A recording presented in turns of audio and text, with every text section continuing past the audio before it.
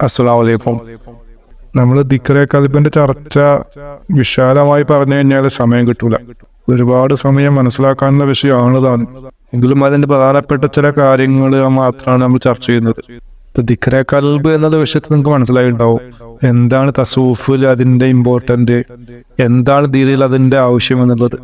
ഫമൻ യുമിൻ ബില്ലാഹി യഹ്ദി ഖൽബുഹു എന്ന് പറയുമ്പോൾ അല്ലാഹു തആല ഈമാ കൊടുക്കുന്നവർക്ക് അവരെ കൽബിനെ കൊടുക്കുന്നത്. ഹിദായത്ത് കൽബിനെ കിട്ടേണ്ടത്, കണ്ണിനല്ല, ബുദ്ധിക്കല്ല, ചിന്തക്കല്ല, അല്ലെങ്കിൽ നാവിനല്ല.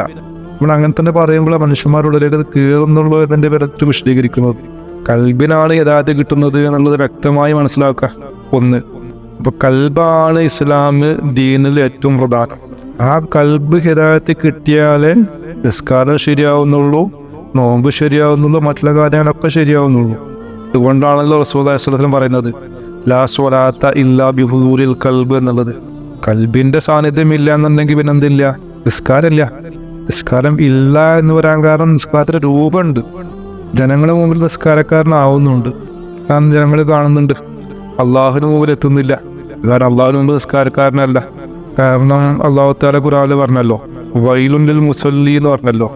മുസല്ലീനാണ് ആര്? ജനങ്ങളുടെ മുമ്പിൽ, അള്ളാഹുവിന് മുമ്പിലല്ല. അള്ളാഹുവിന് മുമ്പിലേക്ക് നിസ്കാരം എത്തിക്കുന്ന മീഡിയമാണ് കൽബ്. ഇത് എങ്ങനെയെന്ന് വെച്ച് കഴിഞ്ഞാൽ ഒരു മൊബൈൽ, ആധുനിക യുഗത്തിൽ നമുക്ക് ഉദാഹരണം പറയാൻ വളരെ എളുപ്പമാണ്. മൊബൈല്, ഈ മൊബൈലിനോടുള്ള സിമ്മ് പോലെയുള്ള സാധനമാണ് നമ്മുടെ നെഞ്ചിൽ കൽബിൽ കയറേണ്ട അള്ളാഹു എന്നുള്ള നാമം. അള്ളാഹു എന്നുള്ള നാമത്തെ കയറ്റുന്നത് ഒരു മൊബൈൽ സിം ഇടുന്ന പോലെയാണ്. സിം ഇട്ട് കഴിഞ്ഞിട്ടുണ്ടെങ്കിൽ എന്ത് ചെയ്യാൻ പറ്റും? നമുക്ക് നമ്മുടെ നേതാവ് ഇരിക്കുന്നത് അല്ലെങ്കിൽ പിതാവ് ഇരിക്കുന്നത് അമേരിക്കയിലാണെങ്കിലും വിളിക്കാൻ പറ്റും. വിളിച്ചാൽ അങ്ങോട്ട് വോയിസ് എത്തും, തിരിച്ച് റിപ്ലൈ കിട്ടും. പക്ഷെ നമ്മൾ ആ സിം ഇട്ടില്ലെങ്കിലോ, ഒരാൾ ഫോൺ സംസാരിക്കുന്നത് പോലെ നമ്മൾ കണ്ടുകൊണ്ട് ആ ഒരു അനുഗ്രഹം നേടിയെടുക്കാൻ വേണ്ടിയിട്ട് നമ്മൾ ഫോണിൽ സിം ഇടുന്നില്ല എന്ന് വിചാരിക്കുക. കയ്യിൽ ഫോണുണ്ട്, അതൊരു ഉപയോഗം അറിയില്ല, എങ്ങനെയാണ് അദ്ദേഹം വിളിക്കുന്നതെന്ന് അറിയില്ല. അപ്പം അദ്ദേഹം എന്ത് ചെയ്യാണ്? സിം ഇടാതെ ശ്രമിച്ചുകൊണ്ടിരിക്കുകയാണ് വിളിക്കാൻ വേണ്ടിയിട്ട് അമേരിക്കയിലേക്ക്. ഒരു കുറ്റം പറയാണ്, ഈ ഫോണിലൂടെ കേൾക്കുന്നില്ലല്ലോ, അള്ളാഹുവിൻ്റെ സംസാരിക്കാനോ മൊനാജാത്തിനോ മീറാജിനോ ഒന്നും സാധിക്കുന്നില്ലല്ലോ എന്ന് കുറ്റം പറയാണ്. നിസ്കാരത്തിൻ്റെ അല്ല കുറ്റം, കുറ്റം അവനവൻ്റെയാണ്. അവനവന് ഈ ഇൽമ മനസ്സിലാക്കിയ വിഷയത്തിലുള്ള തെറ്റാണ്. കൽബ് എന്നുള്ള ആ ഒരു ഭാഗം, ഫുആദ് എന്ന ഹൃദയത്തിൻ്റെ ഉള്ളിലുള്ള കൽബ്, ഈ കൽബ് എന്ന് പറഞ്ഞാൽ നമ്മൾ കണ്ണുകൊണ്ട് കാണാൻ പറ്റാത്തൊരു സാധനം, അത് ബാത്തിനീയ സാധനമാണ്. ഫുആദ് ഹൃദയം കാണാൻ പറ്റും. ഹൃദയത്തിൻ്റെ ഉള്ളിൽ നമ്മൾ അള്ളാഹു എന്ന ദിക്ർ കൊണ്ട് ജനിക്കുന്ന ഒരു കുട്ടിയുണ്ട്, ഒരു മലക്കുണ്ട്. കാരണം കൽബ് ഈ ദുന്യാവിൽ പെട്ടതല്ല, ഇത് ആലം മലക്കൂത്തിൽപ്പെട്ട ഒരു സൃഷ്ടിയാണ്. ആലം മലക്കൂത്തിൽപ്പെട്ട സൃഷ്ടിക്ക് മാത്രമേ അങ്ങോട്ട് പോകാൻ പറ്റുള്ളൂ. കാരണം അവിടെ നിന്നുള്ളതാണത്. നമ്മുടെ ശരീരത്തിൽ വെച്ചിട്ടുണ്ട്. എന്തിനാ വെച്ചത്? അവിടേക്ക് പോകാൻ വേണ്ടിയിട്ട്. അപ്പം അത് ഹയാത്താക്കിയവരെ കൽബ് അങ്ങോട്ട് പോകും, ആലം മലക്കൂത്തിലേക്ക് പോകും. അവിടെ പോയിക്കൊണ്ട് അത് ട്രാൻസ്മിഷൻ ചെയ്യും നിസ്കാരം. ആ നിസ്കാരം അള്ളാഹുലേക്ക് എത്തും. അതല്ല ഈ സിമ്മിടാതെ ഈ മഹ്ലൂക്ക് ആലം മലക്കൂത്തിലേക്ക് പോകാൻ നിസ്കാരം അള്ളാഹുലേക്ക് എത്തുന്നില്ല. അതുകൊണ്ടാണ് നിസ്കരിച്ചിട്ട് നമുക്ക് പ്രയോജനം ചെയ്യാത്തത്. ഖുർആനിൽ പറയുന്നുണ്ടല്ലോ സലാത്തു തൻഹാ അനിൽ ഫഹ്ശാഇ എന്ന് പറയുന്നുണ്ട്. തെറ്റുകുറ്റങ്ങൾ, മ്ലേച്ഛതകളെ നിസ്കാരം ഇല്ലാതാക്കുമെന്ന് പറയുന്നുണ്ട്. ഒരാള് 10-20 പോലും നിസ്കരിച്ചിട്ടും മാറ്റം സംഭവിക്കുന്നില്ല എങ്കിൽ നിസ്കാരമായിട്ടില്ല. നിസ്കാരമാണെങ്കിൽ എന്തുണ്ട്? അവൻ മാറണം, അവൻ്റെ സ്വഭാവം മാറണം, തെറ്റുകുറ്റങ്ങൾ ഇല്ലാതായിക്കൊണ്ടിരിക്കണം, അള്ളാഹുലേക്ക് അടുക്കയുടെ ലക്ഷണങ്ങൾ അവന് തെളിഞ്ഞു വരണം. അത് സംഭവിക്കുന്നില്ല എങ്കിൽ അതിൻ്റെ അർത്ഥം നിസ്കാരമായിട്ടില്ല. അത് ഖുർആനിൽ പറഞ്ഞ മെഡിസിനാണ്. ഈ മെഡിസിൻ ഉപയോഗിച്ച് കഴിഞ്ഞാൽ ഇത് ശരിയാവുമെന്ന് പറയാണ്. ശരിയാവുന്നില്ലെങ്കിൽ ഉപയോഗിക്കുന്ന മെഡിസിൻ അല്ല. അപ്പം ഇത് സംഭവം നമ്മൾ മനസ്സിലാക്കണം. സ്വലാത്ത് എന്ന് പറഞ്ഞാൽ നിസ്കാരമാണ്. നിസ്കാരമാവണമെങ്കിൽ രൂപം മാത്രം ഉണ്ടായാൽ പോരാ, ഇതിന് ഹഖീഖത്ത് അറിയണം. റസൂലുള്ളാഹി സ്വല്ലല്ലാഹു അലൈഹി വസല്ലം സഹാബത്തിൽ വന്നിട്ട് ആദ്യം നിസ്കാരം നിർബന്ധാക്കിയിട്ടില്ല. ആദ്യം അവരെ 10 കൊല്ലത്തോളം അവർ ദീൻ പഠിപ്പിച്ചു. ഈ കൽബിന്റെ വിഷയവും മറ്റുള്ള കാര്യവും പഠിപ്പിച്ച ശേഷം, കൽബ് ഹയാത്താക്കിയ ശേഷമാണ് നിസ്കാരം നിർബന്ധാക്കിയത്. അതിനു മുമ്പ് നിസ്കരിച്ചിട്ട് കാര്യമില്ല. പക്ഷെ നിസ്കരിക്കണ്ട എന്നല്ല, നിസ്കരിക്കണം. ഷീലും ഒപ്പം പഠിച്ചുകൊണ്ടിരിക്കണം. അവനവൻ്റെ ഉള്ളിൽ മടിയും വിഷയവും വരാതിരിക്കണം എന്നുണ്ടെങ്കിൽ ദിക്റെ കൽബ് കിട്ടുന്നതിന് മുമ്പ് നിസ്കരിച്ചുകൊണ്ടിരിക്കണം. പക്ഷെ അത് മനസ്സിലാക്കണം, ഇതൊരു പ്രാക്ടീസ് മാത്രമാണ്. ദിക്റെ കൽബ് നേടിയാലേ നിസ്കാരം അള്ളാഹുലേക്ക് എത്തുന്നുള്ളൂ. ഇപ്പോഴേ സിം വർക്കാവുന്നുള്ളൂ. സിം ഇടാതെ നിസ്കരിച്ചിട്ട് കാര്യമില്ല. സിം ഇടാതെ നമ്മൾ ഫോൺ വിളിച്ചിട്ട് കാര്യമില്ല. അതേപോലെ ഫോൺ ചാർജ് ചെയ്യാനുണ്ട്. ഫോൺ ചാർജ് ചെയ്യേണ്ടത് ആവശ്യമാണ്. ചാർജ് തീർന്നു കഴിഞ്ഞാൽ എന്ത് ചെയ്യും? ഫോണ് വെറുതെ വേസ്റ്റ് ആവും. അതിൽ നിന്നും കോള് ഉപയോഗിക്കാൻ പറ്റൂല. ആ ചാർജിന്റെ 100 കിട്ടുന്ന പ്രകാശം കിട്ടുന്ന പോലെ, ഇലക്ട്രിസിറ്റി കിട്ടുന്ന പോലെ മനുഷ്യനെന്ത് വേണം? പ്രകാശം കിട്ടിക്കൊണ്ടിരിക്കണം. അതും ഉണ്ടാക്കി തരുന്നുണ്ട്. അള്ളാഹു 100 സമാവാത്ത് പോലെ എന്ന് പറയുമ്പോൾ ഈ ദിക്ർ നമ്മളെ ഹൃദയത്തിലേക്ക് കയറി കഴിഞ്ഞാൽ, ആ ഹാർട്ട് ബീറ്റിന്റെ കൂടെ മിടിപ്പ് തുടങ്ങി കഴിഞ്ഞ് കഴിഞ്ഞാൽ അവിടുന്ന് ഒരു ഇലക്ട്രിസിറ്റി ഉണ്ടാവുന്നുണ്ട്. മെഡിക്കൽ ഫീൽഡ് അറിയുന്നവർക്കറിയാം ഒരു മിടിപ്പ് ഉണ്ടാവുന്നത് എങ്ങനെയാണെന്നുള്ളത്. അത് പ്രത്യേകമായ പല തിയറികളുണ്ടെങ്കിലും അതൊന്നും കറക്റ്റായിട്ട് ഇന്നതാണെന്ന് ഉറപ്പിക്കാൻ വയ്യാത്ത ഒരു അത്ഭുത സംഭവമാണ്. മിടിപ്പ് ഉണ്ടായിക്കൊണ്ടിരിക്കുന്നുണ്ട്. ആ മിടിപ്പിന്റെ ഭാഗമായിക്കൊണ്ട് ചെറിയൊരു വോൾട്ട് വൈദ്യുതി ഉൽപ്പാദിപ്പിക്കുന്നുണ്ട്. അത് ഉൽപ്പാദിപ്പിക്കുന്നതിന്റെ പേരിലാണ് ഉന്മേഷം, ഓജസ് ഉണ്ടാവുന്നത്. അതിങ്ങനെ സ്പ്രെഡ് ആയിക്കൊണ്ടിരിക്കും ബോഡിയിലേക്ക്. അതിന്റെ പേരിൽ മനുഷ്യൻ ഭയങ്കര ആക്റ്റീവായിരിക്കും. ഇത് തുടക്കത്തിൽ ജനിക്കുന്ന സമയത്ത് വളരെ കൂടുതലായിരിക്കും. കാരണം ഹാർട്ട് ബീറ്റ് 150, 160 ഒക്കെ ഉണ്ടാവും ഒരാൾക്ക്, ഒരു കുട്ടിക്ക്.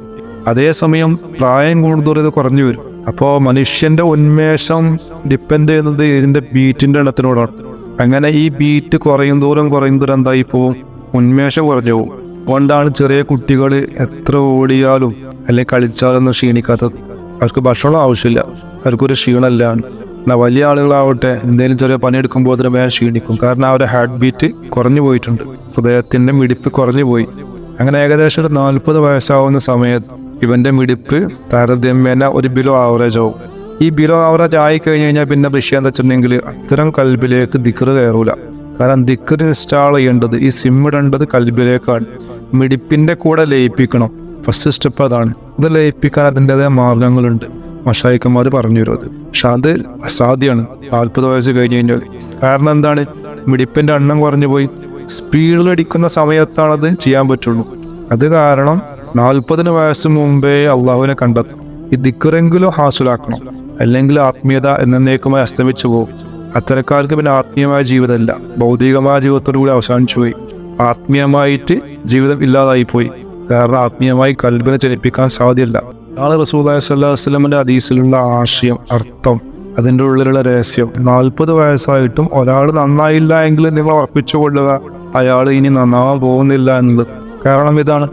അതുകൊണ്ടാണ് പണ്ട് കാലത്ത് മശായിക്കന്മാർ അത്തരം ആളുകൾ ദിക്റിന് വേണ്ടി വന്നു കഴിഞ്ഞു കഴിഞ്ഞാൽ അവരെന്ത് കൊടുക്കും? ഒരു കല്ലിന്റെ മാല കൊടുക്കും, തസ്ബീഹ് മാല.